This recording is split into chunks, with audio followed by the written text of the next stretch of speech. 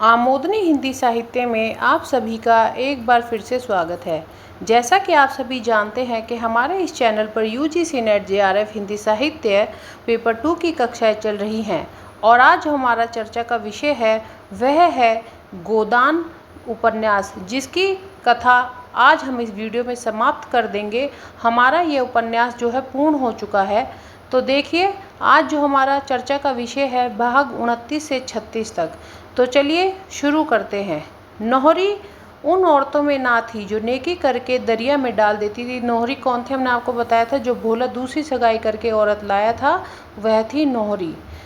उसने नेकी की है तो उसका खूब ढिंढोरा पीटेगी और जिससे इतना यश मिल सकता है उससे कुछ ज़्यादा ही पाने के लिए हाथ पांव मारेगी। वो क्या करती थी कि उन औरतों में से नहीं थी जो नेकी करके दरिया में डाल दे। वह अगर नेकी करती थी तो सब जगह उसका ढिंढोरा पीट सकती थी और जितना यश प्राप्त हो सके उतना ले सकती थी। अब यहाँ पे उसने क्या किया, जो होरी की बेटी थी सोना, आप जानते हैं उसकी शादी तय हो गई थी तो सहुआइन ने भी पैसे देने से मना कर दिया था।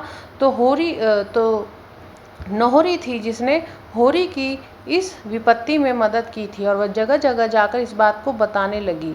नोहरी चारों तरफ कहती फिरती थी, बेचारा होरी बड़ी मुसीबत में था। बेटी के ब्याह के लिए, बेटी यानी सोना के ब्याह के लिए ज़मीन रेहन रख रहा था। मैंने सोचा इस संकट के समय में उसकी कुछ मदद कर दूं। रुपए निकाल कर दे दिए, नहीं लड़की अब तक बैठी होती। वह कहती है कि विपत्ति का समय जब होरी पर आ गया था, उसकी ऊख नीलाम हो चुकी थी, तो मैंने ही, सहुआइन ने पैसे देने से मना कर दिया तो मैंने ही होरी को पैसे दिए। अब क्या होता है, धनिया को ये बात पता चल जाती है। रुपए, तो धनिया कहती है रुपए खैरात दिए थे क्या? बड़ी देने वाली, सूद महाजन भी लेगा तुम भी लोगी। तो धनिया यहाँ पे कहते हैं अगर दिए भी है तो उसका इतना गा गा कर बताने की ज़रूरत क्या है, सूद तो महाजन भी लेगा और तुम भी लोगी। होरी कैसे चले? अब यहाँ पे क्या होता है, इसी बात पर होरी धनिया में बहसबाजी हो जाती है और कथा आगे बढ़ती है, जिसमें होरी देखता है कि महतो जा रहा होता है। होरी कैसे चले भोला महतो, दोनों के अंदर क्या होता है, वार्तालाप होने लगती है दोनों के मध्य। आप जानते हैं कि भोला इस समय कितना परेशान है कि वह दूसरी औरत ले आया, जिससे क्या होता है कि उसके घर में 24 घंटे लड़ाई रहने लगती है। उसकी बहुएं, उसका बेटा भोला की कोई भी बात नहीं मानता। हालांकि कामता तो उसे घर तक निकालने की धमकी देता है, जिससे भोला बहुत परेशान हो जाता है। कभी नौखे राम के पास जाता है, कभी दाता दीन के पास जाता है और अंत में वह होरी के पास आता है। इसमें धनिया उसे फिर भोला को समझाने लगती है कि जब तुम्हें नोहरी इतना परेशान कर ही रही है तो तुम उसे छोड़ क्यों नहीं देते। भोला दुखित स्वर में बोला, तू बहुत ठीक कहती है धनिया, बेशक मुझे उसका सिर काट लेना चाहिए था, लेकिन अब उतना पोरुख तो नहीं रहा। तू चलकर समझा दे, मैं सब कुछ करके हार गया। अब धनिया उसको समझाती है तो वो कहता है कि मैं तो सब कुछ कह के थक चुका हूँ, तू ही चल और समझा दे। इस पर होरी उसे कहता है, भोला होरी से वार्तालाप, धनिया आकर सुझाव देती है कि नोहरी को छोड़ दे। होरी, भोला नोहरी को छोड़ दे असंभव है। इसमें जो होरी है वो धनिया को समझाता है कि तू बेफालतू में पागल हो रही है, तू क्यों भोला से कह रही है, ये तो असंभव है। भोला नोहरी को छोड़ दे, ये तो क्या है, असंभव है। 2 महीने के बाद गांव में खबर फैलती है, क्या कि भोला को नोहरी ने चप्पल से मारा। अब ये क्या होता है, ये जब वो सुनता है, होरी सुनता है इस बात को, तो क्या होता है, वह परेशान हो जाता है, अपने खेतों में जाता और इसी बारे में सोच रहा होता है। होरी को भोला पर दया आ रही थी। बेचारा इस उल्टा के फेर में पड़कर अपनी ज़िंदगी बर्बाद किए डालता है। छोड़कर जाए भी तो कैसे, स्त्री को इस तरह छोड़कर जाना क्या सहज है। यह चुड़ैल उसे वहाँ भी तो चैन से ना बैठने देगी, कहीं पंचायत करेगी, कहीं रोटी कपड़े का दावा करेगी। अभी तो गांव ही के लोग जानते हैं, किसी को कुछ कहते संकोच होता है, कन फुसकियाँ करके ही रह जाते हैं। तब तो दुनिया भी भोला को ही बुरा कहेगी। लोग तो यही कहेंगे कि जब मर्द ने छोड़ दिया तो बेचारी अबला क्या करे। अब होरी अपनी खेतों में फसल काटता काटता यही सोच रहा होता है। वर्षा समाप्त हो जाती है, रबी की फसल की तैयारी, ऊख की नीलामी तो आप सभी जानते हैं कि हो चुकी थी।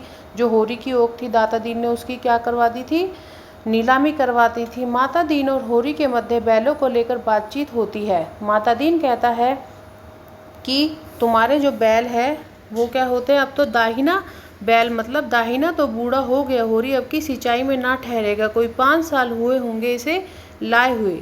होरी ने दाएं बैल की पीठ पर हाथ रखकर कहा, कैसा पांचवा, यह 8वां चल रहा है भाई। जी तो चाहता है इसे पेंशन दे दूं, लेकिन किसान और किसान के बैल, इसको जमराज ही पेंशन दे तो मिले। इसकी गर्दन पर जुआ रखते मेरा मन कचोटता है, बेचारा सोचता होगा अब भी छुट्टी नहीं, अब क्या मेरा हाड़ जोतेगा क्या, लेकिन अपना कोई काबू नहीं, तुम कैसे चले, अब तो जी अच्छा है। यहाँ पर बैलों के बारे में लेके बात हो रही होती है। यहाँ पर सोना और सिलिया को आप जानते हैं कि माता दीन घर से निकाल देता है, जिसको धनिया अपने घर में जगह देती है। तो यहाँ पर सोना और सिलिया के मध्य वार्तालाप होती है। सिलिया निकल रही होती है और सोना के घर पहुँच जाती है उसके ससुराल में। वहाँ उसका पति होता है मथुरा, जो सिलिया को पहले से जानता है और उसे बोलता है सिल्लो, और उसका हाथ पकड़ लेता है। सोना जब यह देखती है तो उसके मन में शंका उठने लगती है कि किस प्रकार का यह आदमी है। इस प्रकार यह कथा बढ़ती है प्रकरण 30 की ओर। देखिए, मिल आग की चपेट में आ गई। जो शक्कर मिल थी उसमें क्या हो गया, इस समय वह आग की चपेट में आ चुकी, लेकिन उसी मिल को फिर से खड़ा करना होगा। मिस्टर खन्ना की जान इस मिल में बसी होती है और किसी भी प्रकार उसे दोबारा खड़ा करना चाहते थे। ऊपर से मजदूरों की हड़ताल क्यों जारी है, क्योंकि हड़ताल से हालांकि जो मिल मालिक थे उनको कोई प्रॉब्लम नहीं हो रही थी, कोई समस्या नहीं हो रही थी, फिर भी अगर काम ना हो तो क्या होगा। हड़ताल किस कारण थी कि मजदूर कहते हैं कि हम कम वेतन पर काम नहीं करेंगे, हमारा वेतन क्यों घटाया जा रहा है। जो खन्ना होते हैं वो पुराने मजदूरों को काम पर रखना चाहते थे। क्यों? क्योंकि वे जानते थे पुराने आदमियों में अधिकांश तो बचपन से ही मिल में काम करने के अभ्यस्त थे और खूब मजे हुए थे। नए आदमियों में अधिकतर देहातों के किसान, दुखी किसान थे, जिन्हें खुली हवा और मैदान में पुराने जमाने के लकड़ी के औजारों से काम करने की आदत थी। मिल के अंदर उनका दम घुटता था और मशीनरी के तेज चलने वाले पुर्जों से उन्हें भय लगता था। आखिर जब पुराने आदमी खूब परास्त हो गए तब खन्ना उन्हें बेहाल करने पर राजी हुए, मगर नए आदमी से कम वेतन पर काम करने के लिए तैयार थे। और अब डायरेक्टरों के सामने ये सवाल आया कि पुराने को बहाल करें या नयों को रहने दें। डायरेक्टरों में आधे तो नए आदमियों का वेतन घटाकर रखने के पक्ष में थे, आधों की यह धारणा थी कि पुराने आदमियों को हाल के वेतन पर रख लिया जाए। थोड़े से रुपए खर्च होंगे जरूर, मगर काम उससे ज़्यादा होगा। खन्ना मिल के प्राण थे, एक तरह से सर्वे सर्वा। अब यहाँ पे आपने देखा है कि किस प्रकार मिल मालिकों या डायरेक्टर्सों के बीच में बहस होती है कि नहीं, हम पुराने आदमियों को रखेंगे कम उसी पैसे पर, और कुछ कहते हैं कि नहीं नहीं, नए आदमियों को रखते हैं क्योंकि पैसे कम लेंगे। किंतु आप जानते हैं जो पुराने कई सालों से काम कर रहे होते हैं वो मज जाते हैं काम में। अब खन्ना सोचने लगते हैं, डायरेक्टर तो उनके हाथ की कठपुतलियाँ थे, निश्चय करना ही उनके हाथों में था, और अपने मित्रों से नहीं शत्रुओं से भी इस विषय में सलाह ले रहे थे। और गोविंदी को मालूम हो गया था कि मेहता जैसा विद्वान अनुभवी ज्ञानी आदमी मेरा कितना सम्मान करता है और मुझसे किस प्रकार की साधना की आशा रखता है। तब से दंपत्ति में स्नेह फिर जाग उठा था। स्नेह मत कहो, मगर साहचर्य तो था ही। आपस में वह जलन और अशांति ना थी, बीच की दीवार टूट गई। यहाँ पे आप जानते हैं गोविंदी और खन्ना में 1 मिनट भी नहीं पड़ती थी, किंतु जब मेहता उनके बीच में आया तो मेहता ने क्या किया, दोनों के मध्य जो संबंध थे उनको अच्छा करा। उनकी सहचार्य की जो भावना थी वह मेहता के कारण अच्छी हो गई। अब आगे क्या होता है इस प्रकरण में कि मालती और मेहता एक दूसरे से मिलते हैं, दोनों के मध्य क्या होती है, वार्तालाप होती है। मालती ने झेपते हुए कहा, इसलिए ब्याह नहीं किया कि आप लोगों की सेवा कैसे करती। सब ने एक स्वर में कहा, धन्य हो सरकार, धन्य हो। क्योंकि आप जानते हैं कि मालती जो गरीब लोग हैं उनकी सेवा करती थी। उन्होंने पूछा तो वो बताती है, इसलिए नहीं। सिलिया मालती के पांव दबाने लगी, सरकार कितनी दूर से आई है, थक गई होंगी। मालती ने पांव खींचकर कहा, नहीं नहीं, मैं थकी नहीं हूँ, मैं तो हवा गाड़ी पर आई हूँ। मैं चाहती हूँ आप लोग अपने बच्चे लाएं तो मैं उन्हें देखकर आप लोगों को बताऊं कि आप इन्हें कैसे तंदुरुस्त और निरोग रख सकते हैं। वो डॉक्टर होती है और बच्चों की डॉक्टर होती है, तो सबसे क्या कहती है, अपने अपने बच्चों को लाओ, मैं देखना चाहती हूँ कि कैसे हैं। जरा से देर में 20-25 बच्चे आ गए। मालती उनकी परीक्षा करने लगी। कई बच्चों की आंखें उठी थी, उनकी आंखों में दवा डाली। अधिकतर बच्चे दुर्बल थे। इसका कारण था माता पिता को भोजन अच्छा ना मिलना। मालती को यह जानकर आश्चर्य हुआ कि बहुत कम घरों में दूध होता था। घी के तो सालों साल दर्शन ही नहीं होते थे। इस प्रकार मालती बच्चों का चेकअप करती है और कथा बढ़ती है प्रकरण 31 की ओर। अब राय साहब का इस समय क्या था, सितारा बुलंद था। आप जानते थे कि बेटी की उनके जो तीनों मंसूबे थे पूरे हो चुके थे। पहला कौन सा था, बेटी की शादी। तीसरा था निर्वाचन, जिसमें हालांकि वो हार गए किंतु फिर भी उन्हें काउंसिल का मेंबर बना दिया गया। और क्या था, एक मुकदमा जो उन्होंने चलाया था, किसके लिए, रियासत के लिए, उसे भी वे जीत गए थे। और क्या हो गया था, वो होम मेंबर इस समय बन गए थे। अब उनकी एक आशा थी कि वो रईस हो गए हैं। उनके पास पहले से एक बंगला था लखनऊ में, किंतु उनकी अब आशा थी कि उनके पास और बंगले हो। तो वो कहाँ बंगले खरीदते हैं, वह बंगले खरीदते हैं नैनीताल में, मंसूरी में और शिमला में। अब इसी समय क्या होता है कि सूर्य प्रताप होता है जो राय साहब का दुश्मन होता है, किंतु उनको एक खुशी और दे देता है। अपनी लड़की का शादी का प्रस्ताव राय साहब के पास पहुंचाता है और कहता है कि अपने बेटे रुद्र प्रताप से मेरी बेटी की शादी कर लो। इस पर राय साहब खुश हो जाते हैं और सोचते हैं कि चलो मैं रुद्र प्रताप से बात करता हूँ। हालांकि उसके साथ कोई जोर जबरदस्ती तो नहीं करूँगा, किंतु रुद्र प्रताप मना नहीं करेगा, इतनी मुझे आशा है। राय साहब इस समय नैनीताल में थे। वह यह संदेशा पाकर फूल उठे। यद्यपि वह विवाह के विषय में लड़के पर किसी तरह का दबाव न डालने चाहते थे, पर इसका उन्हें विश्वास था कि वह जो कुछ निश्चय कर लेंगे उसमें रुद्रपाल को कोई आपत्ति ना होगी। अब जैसे ही समय आता है वे पूछते हैं, मैं भी जानना चाह। राय साहब को अपने जीवन में कभी इतनी निराशा नहीं हुई थी, न क्रोध आया था, क्योंकि उन्होंने पूछा सूर्य प्रताप से तो रुद्रपाल क्या कहता है कि मुझे यह स्वीकार नहीं है। राय साहब कोई वजह, वो कहता है समय आने पर आपको मालूम हो जाएगा। राय साहब मैं अभी जानना चाहता हूँ। रुद्रपाल मैं अभी नहीं बतलाना चाहता, तुम्हें मेरा हुक्म मानना पड़ेगा। जिस बात को मेरी आत्मा स्वीकार नहीं करती उसे मैं आपके हुक्म से नहीं मान सकता। दोनों बाप बेटे में क्या होते हैं, झड़प हो जाती है। रुद्रपाल को क्या होता है कि रुद्रपाल ने इसका जवाब दिया, मैं इस विषय पे बहुत पहले निश्चय कर चुका हूँ, उसमें अब कोई परिवर्तन नहीं हो सकता। अगर मुझे शादी नहीं करनी तो मुझे विवाह उस लड़की से नहीं करना तो नहीं करना। रुद्रपाल ने जो राय साहब को लड़के की जड़ता पर फिर क्रोध आ गया, गरज कर बोले, मालूम होता है तुम्हारा सिर फिर गया है, आकर मुझसे मिलो, विलंब न करना, मैं राजा साहब को जबान दे चुका हूँ। रुद्रपाल ने जवाब दिया, खेद है, मुझे अभी अवकाश नहीं है। थोड़ी देर बाद क्या होता है, रुद्रपाल का क्या होता है कि उसका जो सब्र का बंधन होता है वो टूट जाता है और वह अपने पिता से कह देता है। रुद्रपाल ने अचल भाव से कहा, अगर आप इतने उत्सुक हैं तो सुनिए, वह मालती देवी की बहन सरोज है और सरोज से क्या करता है, वह प्यार करता है और उसी से शादी करेगा। अब देखिए इस बात को सुन के क्या होता है, राय साहब को एक बहुत बड़ा धक्का लगता है कि ऐसे कैसे होता है। रुद्रपाल ने तेवरी चढ़ाकर कहा, मैं इस विषय में आपसे और कुछ नहीं कहना चाहता, मगर मेरी शादी होगी तो सरोज से, मेरे जीते जी कभी नहीं हो सकती, तो आपके बाद होगी। राय साहब का बेटा कहता है, रुद्रपाल ठीक है तो आपके बाद होगी, अच्छा तुम्हारे यही इरादे हैं। और राय साहब की आंखें सजल हो गई, जैसे सारा जीवन उजड़ गया हो। मिनिस्ट्री और इलाका और पदवी सब जैसे बासी फूलों की तरह नीरस निरानंद हो गए हों। जीवन की सारी साधना व्यर्थ हो गई। उसकी स्त्री का जब देहांत हुआ था तो उनकी उम्र 36 साल से ज़्यादा ना थी। वह विवाह कर सकते थे और भोग विलास का आनंद उठा सकते थे। सभी उनसे विवाह करने के लिए आग्रह कर रहे थे, मगर उन्होंने इन बालकों का मुंह देखा और विदुर जीवन की साधना स्वीकार कर ली। इन्हीं लड़कों पर अपने जीवन का सारा भोग विलास न्यौछावर कर दिया। आज तक अपने हृदय का सारा स्नेह लड़कों को देते चले आए हैं और आज यह लड़का इतनी निष्ठुरता से बातें कर रहा है मानो उससे कोई नाता नहीं। फिर वह क्यों जायदाद और सम्मान और अधिकार के लिए जान दे। इन्हीं लड़कों ही के लिए तो वह सब कुछ कर रहे थे।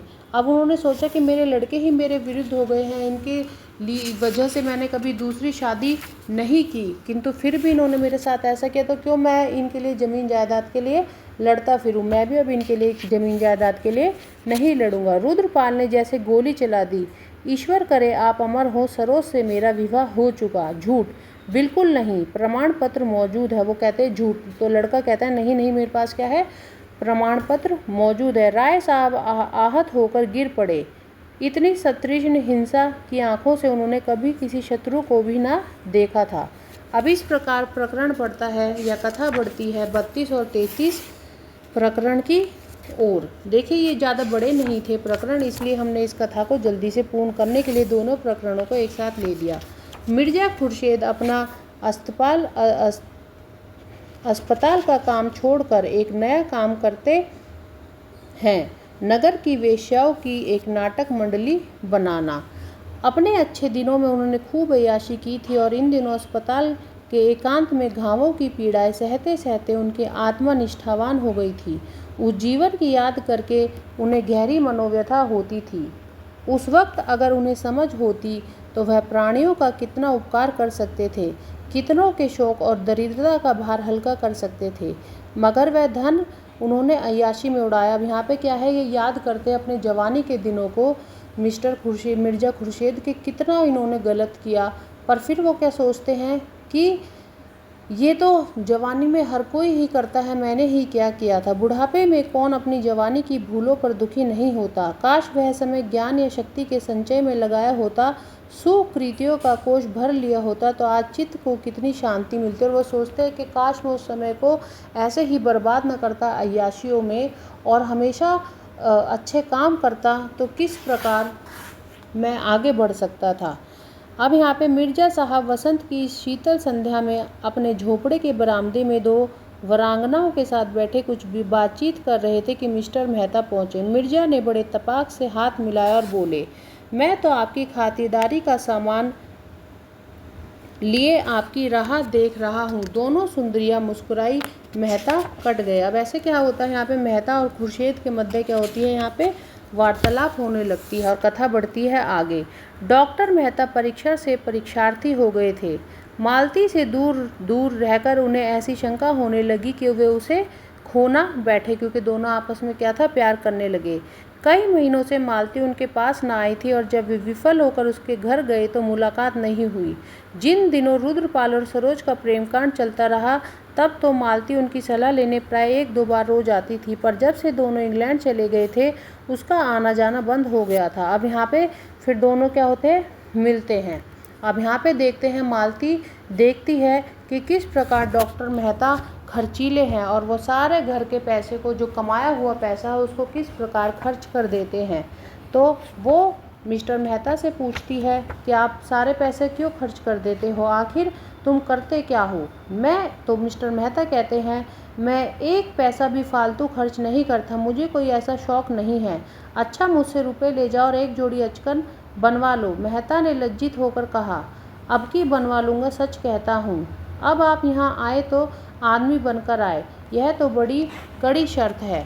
और इसमें क्या होता है कि मालती मेहता को फिर अपने पास रख लेती है, उसको जीवन जीने का तरीका सिखाती है, उसके पैसों पर क्या करती है, नियंत्रण कर लेती है, आगे बढ़ने में उसकी मदद करती है और उसका जितना भी खर्चा होता है उसे चुका देती है। और तीसरे महीने में 300 रुपये बचाकर मिस्टर मेहता को दिखाती है कि देखिए आपके लिए मैंने कितने पैसे बचाए हैं। अब यहाँ पे शाम का समय होता है, जुनिया वहीं रहती है। मालती पूछती है जुनिया से कि बेटे मंगल को नहीं लेके आई, तो जुनिया बताती है मेरे बेटे को क्या हो गया, ज्वर आ गया है। मालती देखती है कि उसको क्या है, चिकनगुनिया हो जाता है। तो वह पूछती है ऐसे कैसे बीमार हो गया। तो इस प्रकार वो कहती है मेरे पास लाना, मैं उसको चेक करके तुम्हें बताऊंगी। एक दिन मालती बाग में आई तो बालक दिखाई ना दिया। जुनिया से पूछा तो बालू और बच्चे को क्या हो गया, ज्वर आ गया है। बालक खटोले में ज्वर से अचेत पड़ा था। खपरेल की उस कोठरी में इतनी सील, इतना अंधेरा, इतनी ठंड के दिनों में इतने मच्छर की मालती 1 मिनट भी वहाँ न ठहर सकी। तुरंत आकर थर्मामीटर ले और फिर जाकर देखा 104 बुखार था। मालती को भय हुआ कहीं कोई और बीमारी तो नहीं हो गई।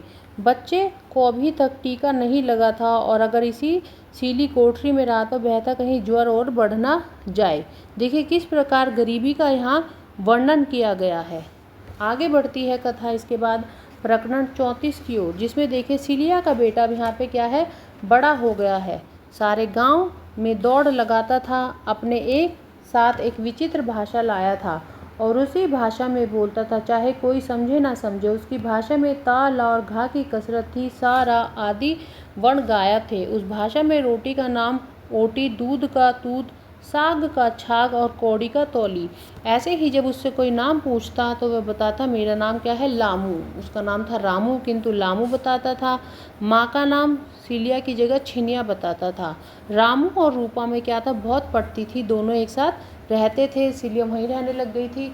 हालांकि उसने होरी का घर छोड़कर एक छप्पर डाल लिया था उसके साथ में, किंतु रूपा पूरे दिन क्या था, उसे खिलाती रहती थी। वह रूपा का खिलौना था। उसे उबटन मलती, काजल लगाती, नहलाती, बाल संवारती, अपने हाथों कोर कोर बनाकर खिलाती और कभी उसे गोद में लिए रात को सो जाती। धनिया डांटती, तू सब कुछ छुआछूत किए देती है, मगर वह किसी की ना सुनती। चिथड़े की गुड़िया ने उसे माता बनना सिखाया था। वह मातृ भावना जीता जागता बालक पाकर अब गुड़ियों से संतुष्ट ना हो सकती थी। अब एक दिन क्या होता है, माता दीन उसे मिलता है रूपा को। वह उससे पूछता है कि रूपा बालक कैसा है, जिस पर रूपा बताती है कि बालक बहुत सुंदर है। रूपा संभालती हुई ढीठ होकर बोली, चलो मैं तुमको दूर से दिखा दूँ, ओसरे में ही तो है। सिलिया बहन ना जाने क्यों हरदम रोती रहती है। कहती है, बालक तो बहुत सुंदर है, उसकी बड़ी बड़ी आंखें हैं। और माता दीन से कहती है, चलो चलो मैं तुम्हें दिखा देती हूँ ओसरे से। धनिया जैसे ही वो आता है, सिलिया बच्चे को होरी के घर में खटोले पर सुलाकर मजूरी करने चली जाती है। माता दीन किसी न किसी बहाने से होरी के घर आता और कनखियों से बच्चे को देखकर अपना कलेजा राखे और प्राण शीतल करता। धनिया मुस्कुराकर कहती, लजाते क्यों हो, गोद में ले लो, प्यार करो, कैसा काठ का कलेजा है तुम्हारा, बिल्कुल तुमको पड़ा है, मतलब बिल्कुल तुम्हारे ऊपर ही गया है। अब कुछ समय बाद क्या होता है,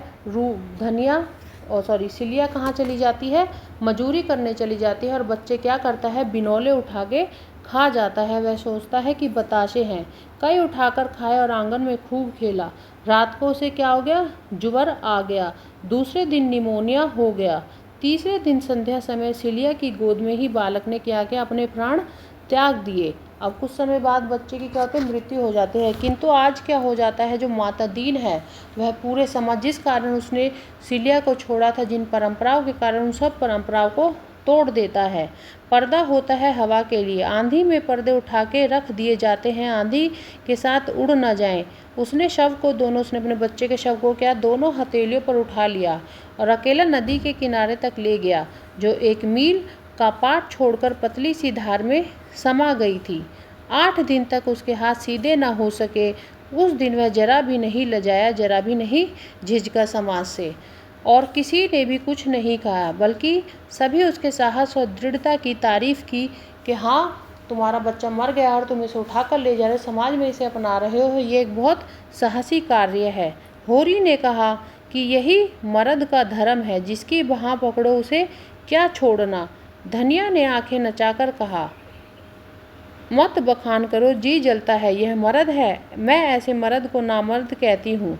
जब बाह पकड़ी थी तब क्या दूध पीता था कि सिलिया ब्राह्मणी हो गई थी। वो ब्राह्मण था, वो चमारिन थी, इस कारण ही उसे दाता दीन के कहने से उसने छोड़ दिया था। किंतु अब बच्चा मर गया, वो वापस आ गया, तो इस पर धनिया उसको तंज कसती है कि अब क्या ये ब्राह्मणी हो गई, या उस समय जब इसने सिलिया को छोड़ा था दूध पीता हुआ बच्चा था। इस प्रकार कथा बढ़ती है प्रकरण 35 की ओर। होरी की दशा दिन ब दिन गिरती जा रही थी। जीवन के संघर्ष में उसकी सदैव हार हुई, पर उसने कभी हिम्मत नहीं हारी। प्रत्येक हार जैसे उसे भाग्य से लड़ने की शक्ति दे देती थी, मगर वह उस अंतिम दशा को पहुंच गया था जब उसमें आत्मविश्वास भी ना रहा था। अगर वह अपने धर्म पर अटल रहता तो भी कुछ आंसू पूछते, मगर वह बात भी ना थी। अब यहाँ पे क्या होता, होरी बूढ़ा हो चला था। धीरे धीरे गरीबी के कारण, शोषण के कारण उसकी हालत जो है गिरती जा रही थी। इसमें दाता दीन आते हैं सांझ के समय, उससे पूछते, क्या हुआ होरी, तुम्हारी बेदखली के बारे में इन दिनों नौखिराम से मेरी बोलचाल बंद है, कुछ पता नहीं। सुना तारीख को 15 दिन और रह गए हैं। होरी ने उसके लिए खाद डालकर कहा, वह मालिक है, जो चाहे करे, मेरे पास रुपए होते तो वह दुर्दशा क्यों होती। खाया नहीं, उड़ाया नहीं, लेकिन उपज ही ना हो, और जो भी हो वह कोड़ियों के मोल बिके, तो किसान भी क्या करे, लेकिन जायदाद तो बचानी पड़ेगी। अब यहाँ पे क्या होता है, दाता दीन होरी को एक ऑफ़र देते हैं कि तुम राम सेवक को जानते हो? होरी ने कहा, हाँ जानता क्यों नहीं, मेरा जजमान है, बड़ा अच्छा जमाना है उसका, अलग खेती लेन देन अलग, ऐसे रोब दाब का आदमी ही नहीं देखा। कई महीने उसकी औरत मर गई है, कोई संतान नहीं। अगर तुम रुपया का ब्याह उससे करना चाहो तो मैं उसे राजी कर लूँ। अब दातादीन यहाँ पे कहते हैं कि बहुत पैसे वाला आदमी है राम सेवक, अगर तुम चाहो तो रूपा का रुपया अर्थात रूपा की शादी मैं उससे तय करवा देता हूँ, अगर तुम्हारी इच्छा हो तो। इस पर वो कहता है कि दातादीन तुम्हारी लड़की का ब्याह भी हो जाएगा और तुम्हारे खेत भी बच जाएंगे, सारे खर्च बरच से बच जाते हो। राम सेवक होरी से 2 ही 4 साल छोटा था। ऐसे आदमी से रूपा के ब्याह करने का प्रस्ताव ही अपमानजनक था।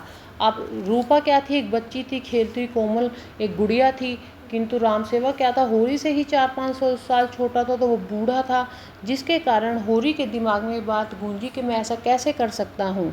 दातादीन ने 1 मिनट के बाद पूछा, तो क्या कहते हो? होरी ने साफ जवाब ना दिया, बोला, मैं सोचकर तुम्हें कुछ बताता हूँ। इसमें सोचने की क्या बात, धनिया से भी तो पूछ लूँ, तुम राजी हो कि नहीं? 5-6 दिन के अंदर मुझे जवाब दे देना, ऐसा ना हो कि तुम सोचते ही रहो और बेदखली आ जाए। अब यहाँ पे क्या होता है कि गोबर बीच में वापस आ जाता है, वह प्रायश्चित करने लगता है अपने माँ बाप के सामने कि उसने जो भी किया वो गलत किया, और इस प्रकार उसे रूपा की शादी की पता चलती है कि रूपा की शादी राम सेवक के साथ हो जाएगी। धनिया कहती है कि वर कन्या जोड़ के हो तभी ब्याह का आनंद है, ये नहीं हम किसी के साथ भी अपनी बेटी को ब्याह दे। धनिया, तुम्हारी बातें भी निराली होती है, अकेली बहू घर में कैसे रहेगी, न कोई आगे न पीछे। होरी बोला, तो तू इस घर में आई तो एक नहीं 2-2 देवर थे, सास थी, ससुर था, तूने कौन सा सुख उठा लिया बता। क्या सभी घरों में ऐसे ही प्राणी होते हैं? अब यहाँ पे धनिया और होरी के मध्य क्या होती है, लड़ाई हो जाती है रूपा को लेकर कि अकेली वो धनिया कहते हैं वो किस प्रकार अकेली राम सेवक के पास रहेगी, तो होरी कहता है तू तो पूरे परिवार में आई थी, किंतु तूने ही कौन सा सुख उठा लिया।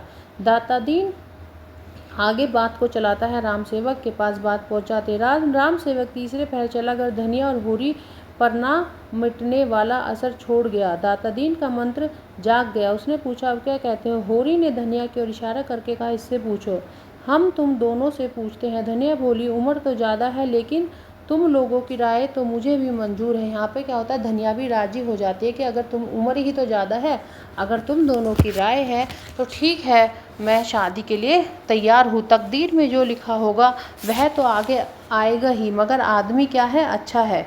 और होरी को तो राम सेवक पर विश्वास हो गया था, जो दुर्बलों को जीवट वाले आदमियों पर होता है। वह शेख चिल्ली के से मंसूबे बांधने लगा था। ऐसा आदमी उसका हाथ पकड़ ले तो बेड़ा पार है। देखिए किस प्रकार कथा अंत तक पहुंचती है। प्रकरण 1 से हमने शुरू किया, प्रकरण 35 पे आज हम पहुंच गए हैं। हालांकि थोड़ा समय लगा, थोड़ी मेहनत लगी, पर मैं आशा कर रही हूं आप सबको बहुत अच्छे से समझ में आया होगा।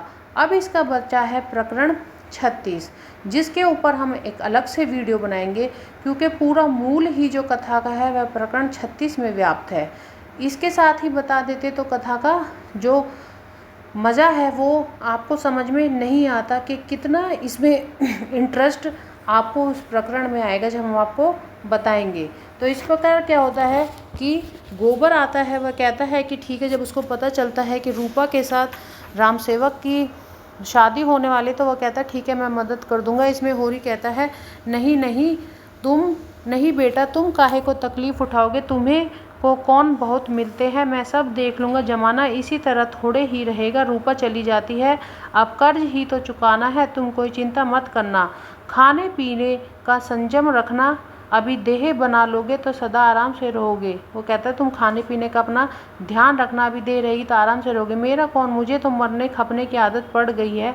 अभी मैं तुम्हें खेती में नहीं जोतना चाहता बेटा, मालिक अच्छा मिल गया है, उसकी कुछ दिन सेवा कर लोगे तो आदमी बन जाओगे।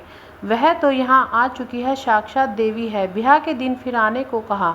अब इस प्रकार क्या होता है, रूपा की शादी राम सेवक के साथ तय हो जाती है, शादी होने भी लगती है। और इस प्रकार क्या होता है, दातादीन ने कहा तो मैं जाता हूँ, ना हो तो तुम इसी वक्त नौकेराम के पास चले जाओ। होरी दीनता से बोला, चला जाऊँगा महाराज, मगर मेरी इज्जत तुम्हारे हाथ है। अब प्रकरण 36 को हम एक वीडियो के माध्यम से आपको समझाएंगे और पूरी कथा हमारी जो है पूर्ण हो जाएगी गोदान की। आज के लिए इतना ही। आपका दिन शुभ हो। प्लीज़ मेरे चैनल को लाइक करें, सब्सक्राइब करें। Have a good day.